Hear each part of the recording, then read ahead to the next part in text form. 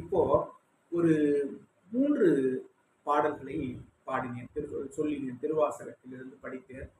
அந்த திருவாசகத்தினுடைய அந்த பாடல்களினுடைய அர்த்தம் என்னவென்றால், நம்முடைய திருவாசகத்தில் இருக்கக்கூடிய அந்த பொற்சுண்ணத்தை இடிக்கக்கூடிய அந்த மகளிர்கள் எல்லாம் ஆடி பாடி தங்களுடைய ஆனந்தமான ஒரு மனநிலையில் அவர்கள் குனிந்து குனிந்து தங்களுடைய ஈசனை நினைத்து, அந்த கதிரவனை நினைத்து, அவனும் அதாவது சிவனும் பார்வதியும் சேர்ந்து நமக்கு வந்து அருள் புரிய வேண்டும் என்று நினைத்து ஆனந்த மனநிலையில் தன்னை மறந்து ஆடக்கூடிய அற்புதமான பாடி ஆடி அவர்கள் இடிப்பதுதான் திருப்பொற்சுனம்.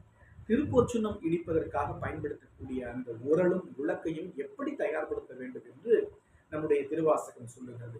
அதாவது அந்த உரல் இருக்குதுல்ல, காவி நிறத்தில் அந்த உரல் இருக்கும். அந்த உரலுக்கு வந்து நாம் என்ன பண்ணணும்,